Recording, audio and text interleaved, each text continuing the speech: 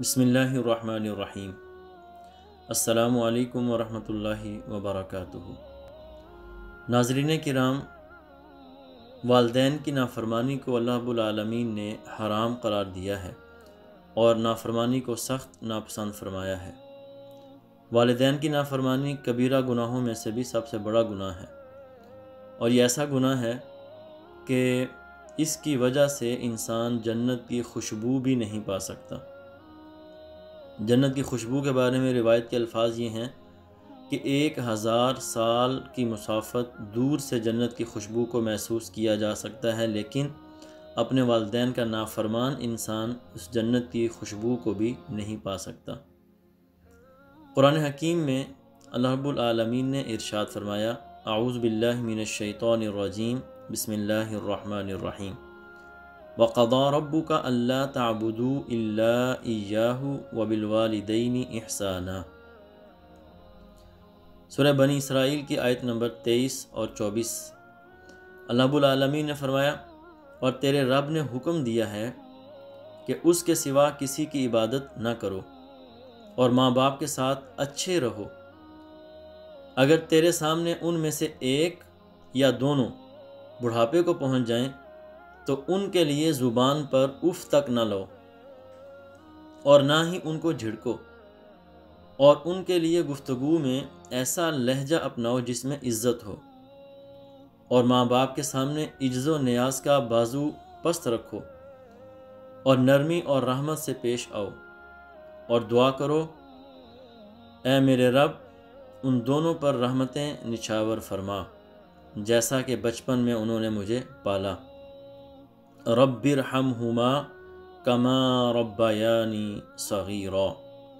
الترغیب و ترہیب کے اندر ایک روایت نقل کی گئی، حضرت ابو بکرہ رضی اللہ تعالی عنہ رسول پاک صلی اللہ علیہ وآلہ وسلم سے روایت کرتے ہیں کہ کل الذنوب یؤخر اللہ منہا ما شاء الى یوم القیامہ الا عقوق الوالدین، کہ ہر گناہ کا عذاب اللہ رب العالمین قیامت تک مؤخر فرما دیتا ہے مگر والدین کی نافرمانی۔ فإن اللہ یعجلہ لصاحبہ فی الحیات قبل الممات۔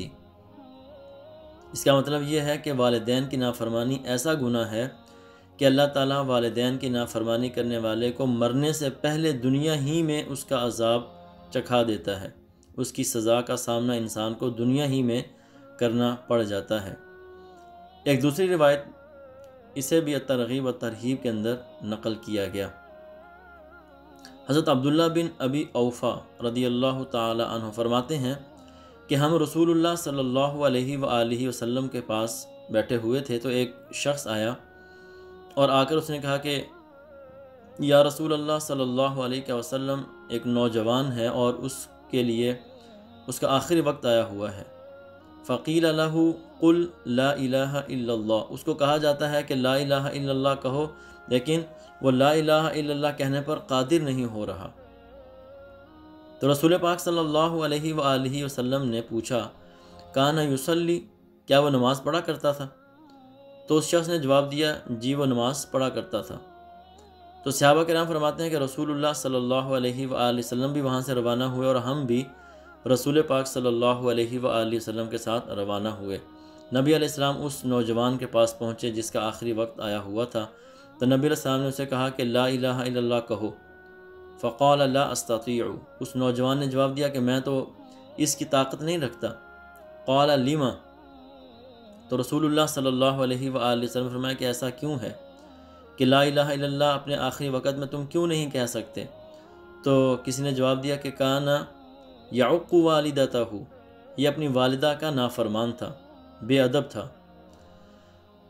تو پھر اس کے بعد ایک لمبا واقعہ ہے، لیکن یہاں تک ہم یہ بات سمجھے کہ جو بندہ اپنی والدہ کا نافرمان ہوتا ہے، بے ادب ہوتا ہے، مرتے وقت اس کو کلمہ بھی پڑھنا مشکل ہو جاتا ہے، وہ نصیب نہیں ہوتا اس کو۔ الترغیب و ترہیب ہی کے اندر ایک اور روایت نقل کی گئی، اور یہ بھی جو لوگ والدین کے نافرمان ہوتے ہیں ان کے سبق کے لیے کافی ہے۔ حضرت عوام بن حوشب رضی اللہ تعالی عنہ وہ کہتے ہیں کہ ایک دفعہ میں ایک محلے میں اترا، وہاں پر میں نے قیام کیا، پڑاؤ کیا، تو اس محلے کے ساتھ ہی ایک قبرستان تھا۔ جب عصر کی نماز سے فارغ ہوئے، عصر کی نماز کے بعد دیکھا کہ ایک قبر پھٹی ہے، اور اس قبر میں سے ایک بندہ نکلا، رأسہ رأس الحمار، اس بندے کا جو سر تھا وہ گدھے کے سر کی طرح تھا، لیکن اس کا بدن جو تھا وہ انسانوں کی طرح تھا۔ فَنَحَقَ ثَلَاثَ نَحَقَاتٍ، تو وہ 3 دفعہ گدھے کی طرح چیخا، اور پھر دوبارہ وہ قبر کے اندر چلا گیا۔ تو وہیں پر ایک بوڑھی عورت بھی تھی جو سوت کاٹ رہی تھی۔ تو کسی نے کہا کہ تم اس عورت کو جانتے ہو؟ تو میں نے کہا کہ کیا ہوا اس عورت کو؟ تو پوچھنے والے نے کہا کہ یہ اس بندے کی ماں ہے جس کو ابھی تم نے دیکھا ہے۔ تو پھر میں نے اس سے پوچھا کہ یہ کیا قصہ ہے، یہ معاملہ کیا ہے؟ تو اس بوڑھی عورت نے جواب دیا، کانا یشرب الخمر، یہ جو بندہ ابھی باہر نکلا ہے قبر سے، یہ شراب پیا کرتا تھا، اور پھر جب شام کو واپس گھر آتا تو اس کی والدہ اس کو کہتی، یا بنی اتق اللہ، اے میرے بیٹے اللہ سے ڈرو، الی متی، کب تک تم یہ شراب پیتے رہو گے؟ تو وہ اپنی ماں سے کہا کرتا تھا، اے میری ماں، تو ہر وقت گدھوں کی طرح بولتی رہتی ہے۔ تو اپنی ماں کے ساتھ اس طرح کا رویہ اختیار کرتا تھا۔ قالت فمات بعد العصر، وہ بندہ عصر کی نماز کے بعد ہی فوت ہوا تھا، اور جب سے فوت ہوا ہے تب سے اس کے ساتھ یہی ہو رہا ہے کہ ہر روز قبر پھٹتی ہے اور اس میں سے وہ نکلتا ہے، اور 3 دفعہ وہ گدھوں کی طرح چیختا چلاتا ہے، پھر دوبارہ اپنی قبر کے اندر چلا جاتا ہے۔ خواتین و حضرات، آپ نے دیکھا کہ احادیث کے اندر جو لوگ اپنے والدین کی نافرمانی کرنے والے ہیں ان کے لیے کتنی سخت سزائیں ہیں۔ آخرت میں بھی سخت سزا ہوگی، دنیا کے اندر بھی سخت سزا اس کو ملے گی، دنیا کے اندر بھی ذلت ہے، آخرت میں بھی ان کے لیے ذلت ہے۔ تو ہمیں کوشش کرنی چاہیے کہ جن کے والدین ہمارے زندہ ہیں تو ان کی خدمت کریں، اور اپنی دنیا کو بھی اچھا کریں اور اپنی آخرت کو بھی اچھا کریں۔